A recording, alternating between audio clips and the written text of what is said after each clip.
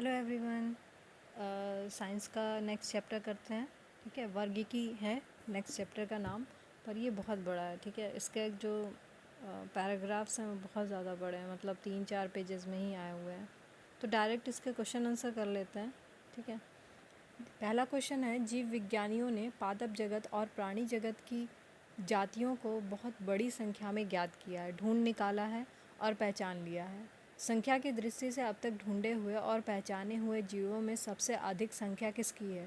तो ये कीटों की है, कीट। ठीक है, जीव विज्ञानियों के अनुसार जीव जगत में सबसे अधिक संख्या कीटों की है।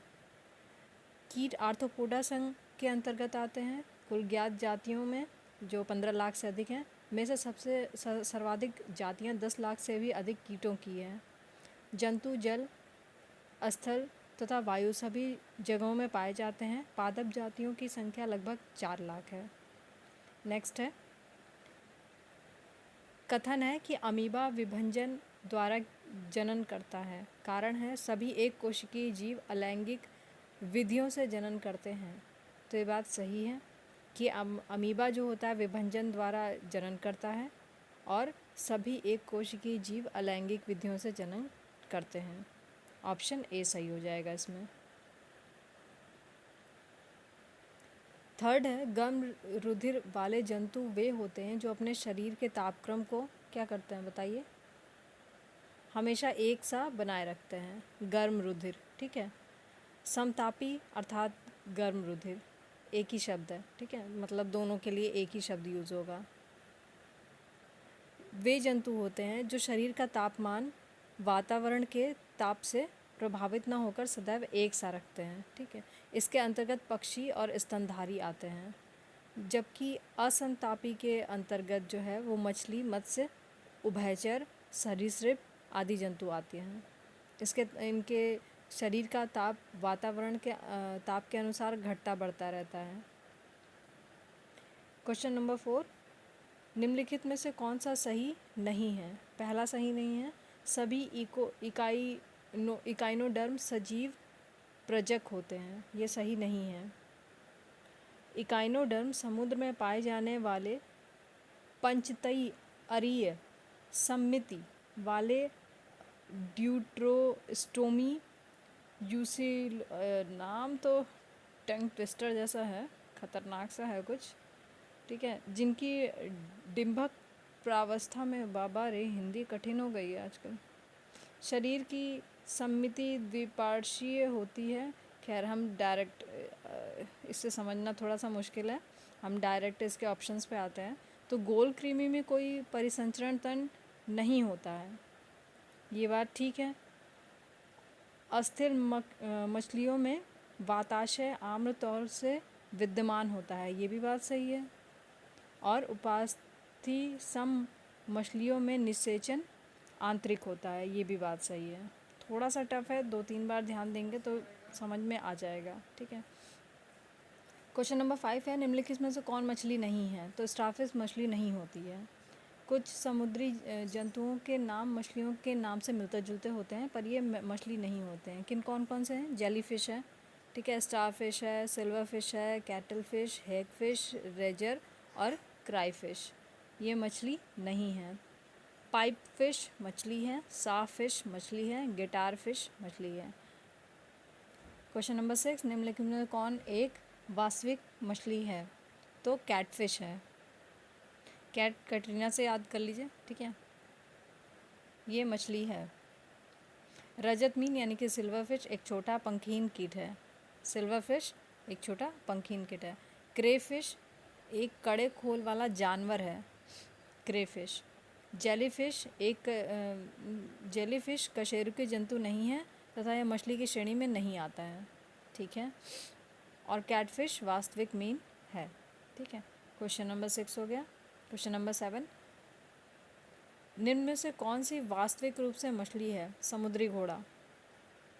ऑप्शन डी, सितारा मछली यानी स्टारफिश सितारोनिमा इकाइनोडर्म श्रेणी का एक जंतु है। ठीक है, जेलीफिश ऑरिलिया को कहते हैं जो कि संघ सिलेंट्रेट का एक जंतु है। हैगफिश स्टोमाटा समूह का जंतु है। इनमें जबड़ों का अभाव होता है। यह भी वास्तविक मछली नहीं है। समुद्री घोड़ा या अश्वमीन हिप्पोकैम्पस को कहते हैं। ये देखिए, हम समुद्री घोड़ा किसको कह रहे हैं? हिप्पोकैम्पस को कहते हैं। हिप्पोकैम्पस पता है बहुत कायदे से तैरता है, लेकिन पता नहीं उसके और भी विशेषताएं होंगी जिसकी वजह से उसको मछली की श्रेणी में रखा गया है, जो कि एक वास्तविक अस्थिल मीन है, बॉनी फिश है। ठीक है। क्वेश्चन नंबर 8, निम्नलिखित में से कौन एक मछली है? तो ये हो गया समुद्री घोड़ा। ठीक। क्वेश्चन नंबर 9, सबसे बड़ा स्तनपायी कौन सा है? तो व्हेल मछली है, सभी जानते हैं। क्वेश्चन नंबर 10, व्हेल निम्न में से किस वर्ग का प्राणी है? तो ये स्तनपायी होता है। ऑप्शन इसमें बी सही हो जाएगा। क्वेश्चन 11, निम्न में से कौन स्तनपायी है? तो व्हेल है। ठीक है, रिपीटेड है। निम्न प्रजातियों में कौन सी दांत वाली व्हेलों में विशालतम है? फिनबैक, ब्लू व्हेल, स्पर्म व्हेल। तो स्पर्म व्हेल जो होती है वो विशालतम दांत वाली व्हेल है। ठीक है। क्वेश्चन नंबर 13, निम्न में से कौन अंडे देता है और सीधे बच्चे नहीं देता है? तो एकिडना अंडे देता है। एकिडना अंडे देता है। ठीक है, नाम भी मिलता जुलता है, एकिडना अंडा। और एकिडना एवं प्लेटिपस एकमात्र अंडे देने वाले स्तनपायी जीव हैं। प्लेटिपस का भी याद कर लें। क्वेश्चन नंबर 14, उड़ने वाला स्तनपायी है कौन सा? चमगादड़। ठीक है, चमगादड़ आकाश में उड़ने वाला एक स्तनधारी प्राणी है जो पक्षी वर्ग में नहीं आता है। बताइए, हम लोग सोचते हैं जो उड़ता है वो पक्षी है। नहीं, ऐसा नहीं है भाई। चमगादड़ उड़ता तो है, वो पर पक्षी नहीं है। ये पूर्ण रूप से निशाचर प्राणी है। तो ठीक है, रात में यह एकमात्र ऐसा स्तनधारी है जो उड़ सकता है। ये भी ठीक है। इसके अग्रबाहु पंख में परिवर्तित हो जाते हैं। हाँ ठीक है, इसके आगे के हिस्से जो होते हैं ना, हाथ पात होता है, वो पंख में बन जाते हैं, जो देखने में झिल्ली के समान लगते हैं। त्वचा की यह झिल्ली गर्दन से लेकर हाथ की अंगुलियों तक तथा शरीर के पार्श्व भाग से होती हुई पूंछ तक चली जाती है एवं पंख का निर्माण करती है। ठीक है। क्वेश्चन नंबर 15 जो है, निम्नलिखित उड़ने वाले जीवों में से कौन सा पक्षी वर्ग में नहीं आता है? तो चमगादड़ है, पक्षी नहीं है, अभी हमने देखा। क्वेश्चन नंबर 16, निम्नलिखित जंतुओं पर विचार कीजिए। विचार करते हैं। ठीक है। पूछा है कि स्तनधारी हैं। स्तनधारी कौन कौन सा है? तो एक तो हमें पता है कि समुद्री गाय है, यानी कि सी काऊ, और ये शाकाहारी होते हैं और समुद्री स्तनधारी हैं। समुद्री घोड़ा एक कशुरकी की मछली है, अभी हमने देखा था। समुद्री घोड़ा है, वो मछली में आता है। और जो समुद्री सिंह होता है यानी सी लॉयन भी एक स्तनधारी है, सिंह लॉयन। ठीक है। गाय अलग है, सिंह अलग है, लेकिन समुद्री गाय और सिंह वो सब अलग हैं। ठीक। क्वेश्चन नंबर 17, डॉल्फिन वर्गीकृत किए जाते हैं, तो ये भी स्तनधारी में आता है। डॉल्फिन के बारे में जानते हैं। डॉल्फिन एक जलीय जंतु है। ठीक है, ये जिसे स्तनधारी वर्ग अर्थात मैमेलिया के गण सिटेसिया में रखा गया है। यह एक अत्यंत ही बुद्धिमान जंतु है। ठीक है, सभी जानते हैं, जिसका शरीर धारा रेखित होता है तथा इसके मादा में चूचक उपस्थित होते हैं। और गंगा नदी में पाई जाने वाली डॉल्फिन को राष्ट्रीय जलीय जीव घोषित किया गया है। All done. क्वेश्चन नंबर 18, निम्नलिखित में से सील किस जाति का है? सील स्तनपायी होता है। सील क्या है? स्तनपायी होता है। हम फोका बोलते हैं उसे। ठीक है, फोका भी मतलब बहुत सारे लोग बोलते हैं। सील या फोका एक स्तनपायी जंतु है। यह गण कार्निवोरा के अंतर्गत आता है। यह एक जलीय चुस्त एवं शक्तिशाली स्तनधारी जंतु है जो मांसाहारी होता है। ठीक है, सील मांसाहारी होता है। शिकार करने के लिए इनमें नुकीले कैनाइन दांत पाए जाते हैं तथा तैरने के लिए इनमें फ्लिपर्स पाए जाते हैं। ठीक। ओके। क्वेश्चन नंबर 19, नृशंस प्राणी कौन सा है? तो ऑटर। ठीक है, ऊदबिलाव बोलते हैं। आजकल तो बहुत लोग फॉरेन में ऊदबिलाव को भी पालते हैं। ठीक है, जो एक स्तनधारी जंतु है। व्हेल का शरीर धारा रेखित होता है तथा इसकी त्वचा के नीचे वसा का मोटा स्तर ब्लबर शरीर में तापरोधक का कार्य करता है। ये बात सही है, मतलब सभी सही है। क्वेश्चन नंबर 20, निम्नलिखित प्राणियों पर विचार कर लीजिए भाई, कह रहा है तो कर लीजिए। निम्नलिखित में से कौन कौन से जीव पर भक्षियों द्वारा पकड़े जाने की संभावना को कम करने के लिए स्वयं को लपेटकर अपने सुभेद्य अंगों की रक्षा करते हैं? तो एक तो है पेंगोलिन, ये पेंगोलिन तो मुझे पता है। हैजॉग, हैजॉग एक जंतु है जिसमें आपने देखा होगा, अगर यूट्यूब वगैरह पे शॉर्ट्स वीडियोस में या इंस्टाग्राम पे, वो क्या करता है, खुद को गोल कर लेता है और उसका शरीर कांटों से भर जाता है। मतलब उसके शरीर के जो बाल हैं वो कांटे में बदल जाते हैं। और कई बार ऐसा होता है कि डॉग्स वगैरह अगर उनके पीछा करते हैं ना, तो वो अपने शरीर के कांटे छोड़ देते हैं और इस वजह से वो कई बार डॉग्स के लिए, मतलब पूरे आपने मुंह पे देखा होगा उसके कांटे वगैरह, वो है जॉग। और पेंगोलिन का तो पता ही है, पेंगोलिन अभी 1-2 साल में पिछले बहुत चर्चा में भी रहे हैं। ठीक है, क्वेश्चन नंबर 20। एक बार अगर वीडियोस इसका चला के देख लेंगे ना, तो थोड़ा सा आइडिया लग जाएगा कि पेंगोलिन दिखता कैसा है, क्या होता है। ठीक है, हैजहॉग छोटे स्तनधारी कशोर के होते हैं। जब ये डरते हैं तो दुश्मन से अपनी रक्षा के लिए स्वयं को एक गेंद की भांति मोड़ लेते हैं, जिससे इनकी त्वचा पर बने शल्क कांटे के रूप में परिवर्तित हो जाते हैं। यही मैं कह रही थी, तथा ये अपनी रक्षा कर सकें। पेंगोलिन भी अपनी सुरक्षा अपने शरीर पर बने शल्कों के माध्यम से करते हैं। ठीक है, क्वेश्चन नंबर 21। एम्फीबिया बताता है, क्या बताता है? जल एवं स्थल दोनों पर रह सकने वाले जंतुओं को एम्फीबिया को एक्चुअली उभयचर कहते हैं। हिंदी मीडियम उभयचर। ठीक है, एम्फीबिया दोनों जगह रह सकते हैं। ठीक है, और ये जंतु असमतापी होते हैं और शरीर का तापमान जो तापमान होता है वातावरण के तापमान के अनुसार घटता बढ़ता रहता है, जैसे कि मेढक, टोड। ठीक है, क्वेश्चन नंबर 22। निम्न में से कौन सा गुण मनुष्य को अन्य सभी वानर गुणों से पृथक करता है? तो यह है जानने की इच्छा प्रकट करना। हाँ, जिज्ञासु। बुद्धि में मानव सर्वोच्च जंतु है। सिर्फ इसी जंतु में गूढ़ चिंतन, जानने की इच्छा प्रकट करना, तर्क संगत भी हो जाते हैं, कुतर्क भी हो जाता है, अक्षरबद्ध वाणी, भौतिक मुद्राएं द्वारा भावनाओं की अभिव्यक्ति इत्यादि की क्षमता होती है। वर्तमान काल में इसकी कपाल गुहा का आयतन वगैरह कुछ है, क्या ही करना है। Question number 23। निम्न में से कौन सा एक कपी नहीं है? लंगूर जो है वो कपी में नहीं आता है, लंगूर।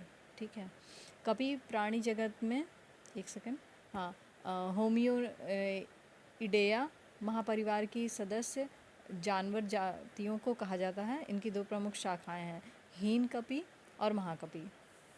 ठीक है, हीन कपी मतलब गिबन और महाकपी मतलब चिंपैंजी, गोरिल्ला, मनुष्य और ओरंगुटान। लंगूर कपी वर्ग में नहीं आता है, वानर वर्ग में आता है। लंगूर वानर, लंगूर वानर। ठीक है, अपने किसी दोस्त को लंगूर बना दीजिए और वो बंदरों जैसे हरकत करता हो तो वो हो गया वानर।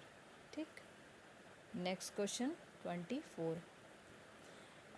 मानव सदृश लघुतम कपी कौन सा है? गिबन। अभी हमने देखा था इससे पहले, लघुतम में आता है वो, लघु मतलब छोटा। ठीक है, क्वेश्चन नंबर 25। नील गाय निम्नलिखित कुल में आती है, किस में आती है? हिरन। पता है, नील गाय को अगर भागते हुए देखेंगे ना, तो मतलब बॉडी के अनुसार नहीं, लेकिन उसकी स्पीड जैसी रहती है, जो जो उसके भागने का तरीका है, वो तो मुझे लगता है बहुत ही अमेजिंग है। मैंने देखा हुआ है, बहुत तेज़ भागते हैं वो। नील गाय भारत में पाई जाने वाली विशालतम मृग प्रजाति है। मृग उन जंतुओं को कहा जाता है जिसमें स्थायी सींग होते हैं।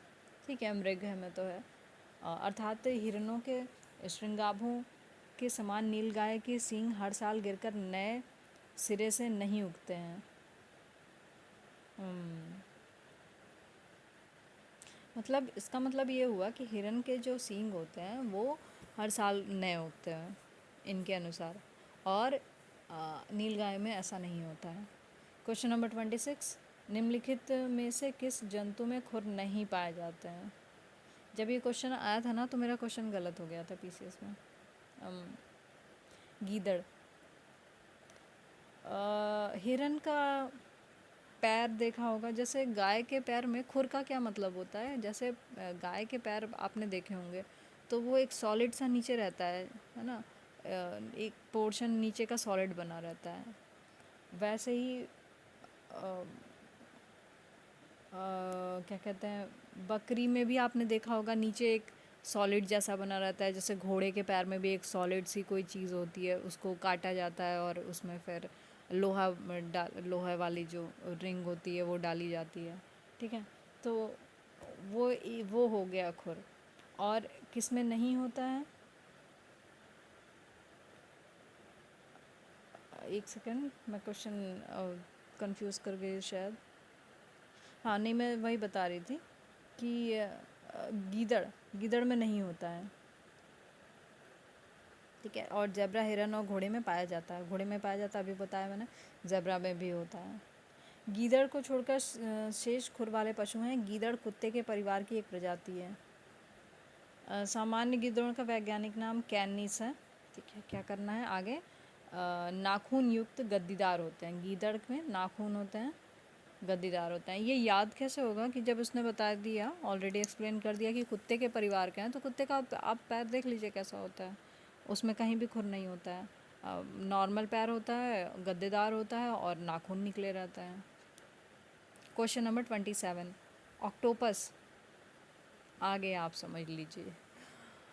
ऑप्शन ए है संघीपाद, ऑप्शन बी है शूलचर्मी, ऑप्शन सी है हेमिकार्डा और ऑप्शन डी है मृदु कवची है। ऑक्टोपस मृदु कवची है, ठीक है, यानी कि मोलस्क है, जिसे डेविल फिश के नाम से जाना जाता है, ठीक।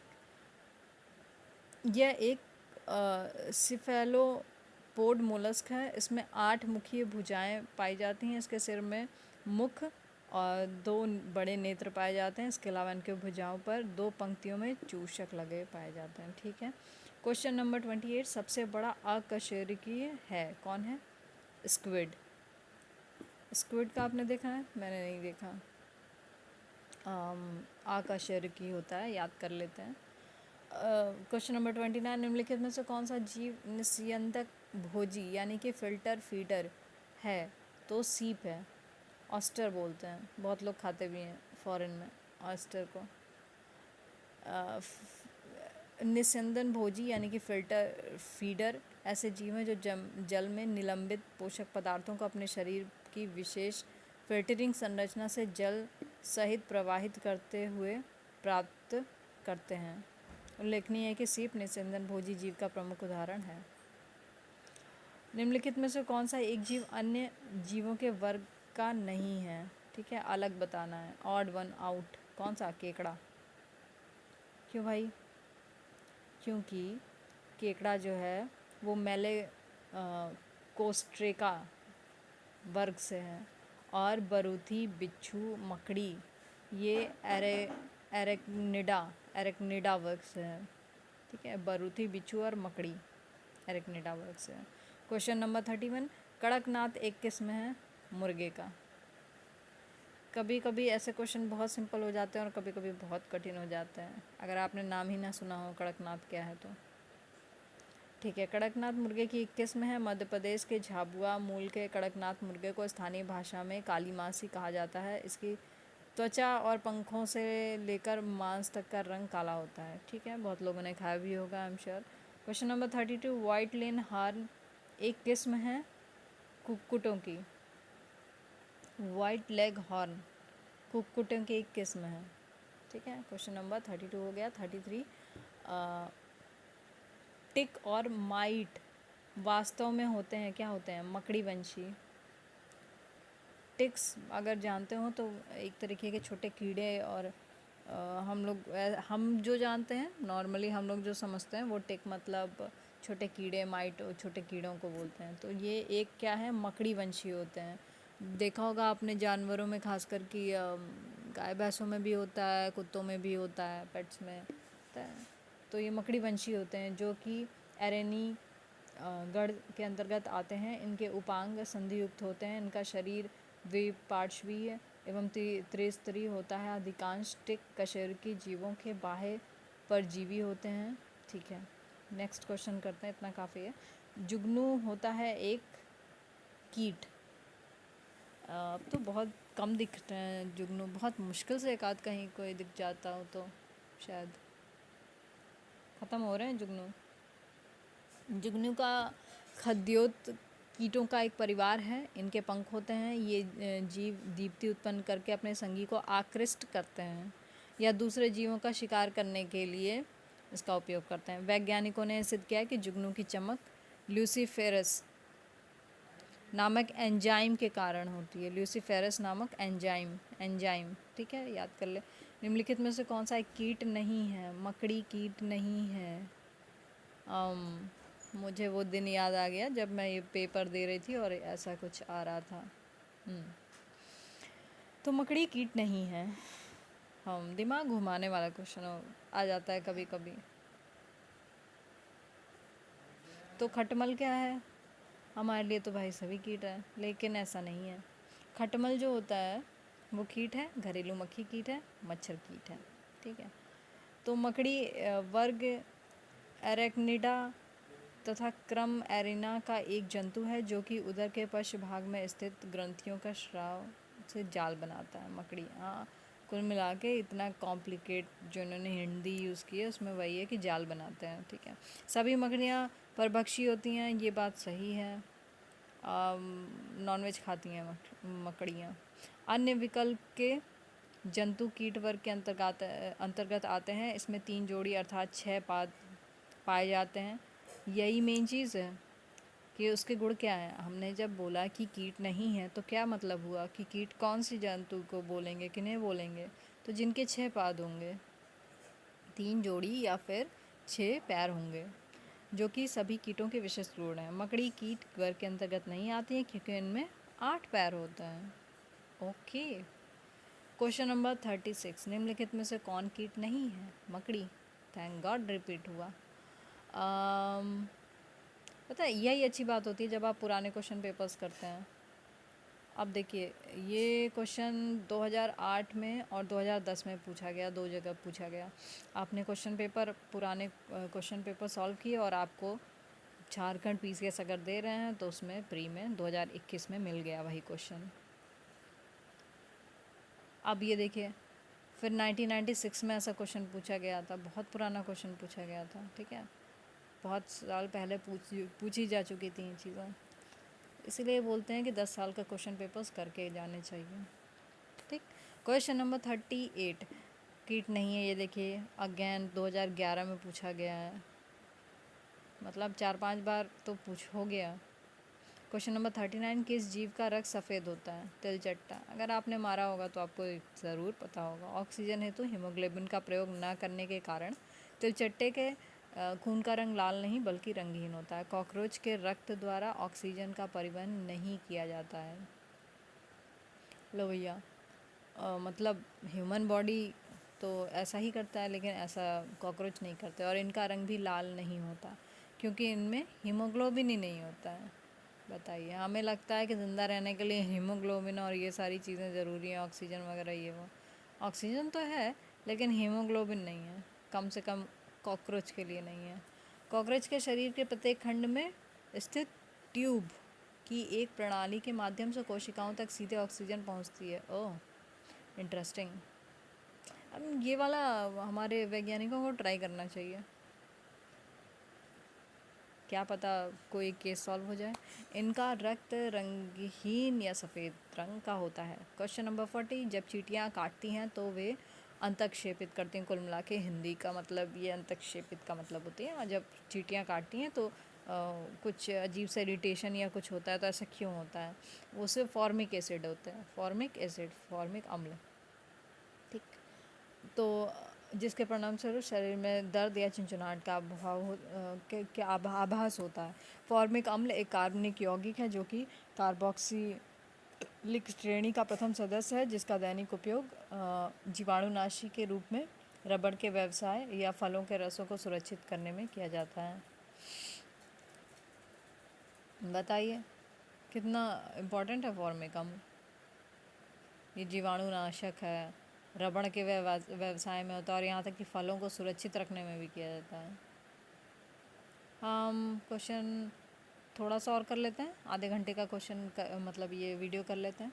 क्वेश्चन नंबर 41, मकड़ियों द्वारा उत्पादित रेशम क्या कहलाता है? कौन सा कौन सा कौन सा कौन सा क्या कहलाएगा? गोसामर, गोसामर, ठीक है। मकड़ियाँ जो रेशम उत्पादित करती हैं उसको गोसामर रेशम कहते हैं। रेशम प्रोटीन निर्मित फाइबर है। सबसे पहली बात तो ये है कि ये प्रोटीन से निर्मित फाइबर है। मधुमक्खियाँ, तितली, मकड़ियाँ इसका उत्पादन करती हैं। ठीक है, तो मधुमक्खियाँ भी करती हैं, तितली भी करती है और मकड़ियाँ भी करती हैं। तितली दिखना बंद हो गई हैं, मधुमक्खियाँ दिखना बंद हो गई हैं। मकड़ियाँ चलिए फिर भी थोड़ी बहुत दिख जाती हैं घर में, लेकिन धीरे धीरे कहीं ख़त्म हो रही हैं। मकड़ियों द्वारा उत्पादित रेशम जो होता है वो गोसामर रेशम होता है। और रेशम के अन्य प्रकार भी होते हैं, जैसे कि मलबरी है, टसर है, इरी है और मूंगा रेशम है। हमारा कर्नाटक है, असम है, वहाँ पे इस तरह के ये सब पाए जाते हैं।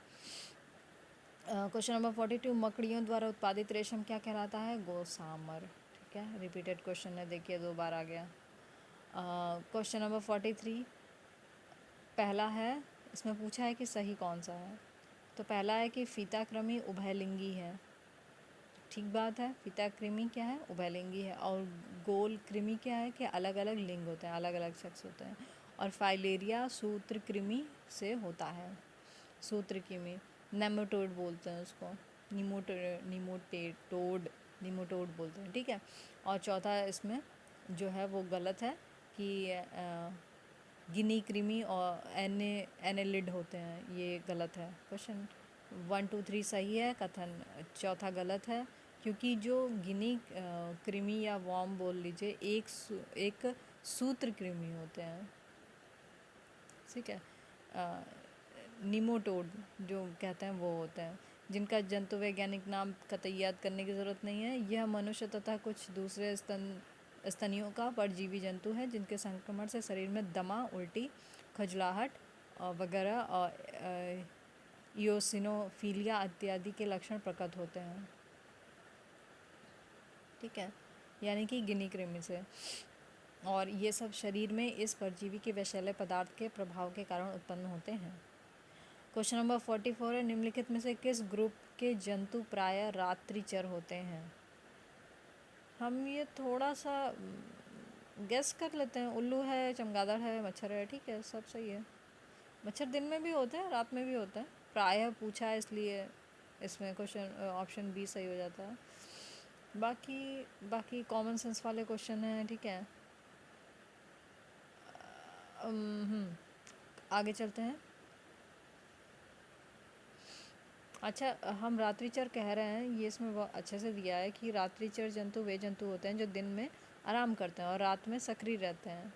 अब आप ये मत कह दीजिएगा कि कुत्ते भी रात में सक्रिय रहते हैं, ऐसा नहीं है, कुत्ते दिन में भी सक्रिय रहते हैं। हाँ, एक टाइम पीरियड होता है जब वो सो रहे होते हैं, मतलब मोस्टली आपको सोते हुए दिख जाएंगे, लेकिन वो दिन में भी सक्रिय होते हैं। इन जंतुओं में प्रायः श्रवण और घ्राणेंद्रियाँ यानी सूंघने की जो क्षमता होती है वो अधिक विकसित होती है, एवं दृष्टि क्षमता विशेष अनुकूलित होती है। ठीक है, रात्रिचर में देख लीजिए मच्छर, चमगादड़, उल्लू, कीवी। ठीक है, एक और क्वेश्चन देख लेते हैं। मच्छरों के बारे में निम्नलिखित कथनों पे विचार करिए। भैया मच्छर पे ध्यान दीजिए, ठीक है, कम मत समझिए इन्हें। यूपी ROAR 2016 में आया था मच्छर। तो पहला, केवल नर रक्त चूसते हैं, ऐसा नहीं है। जो मादा होती है वो रक्त चूसती है।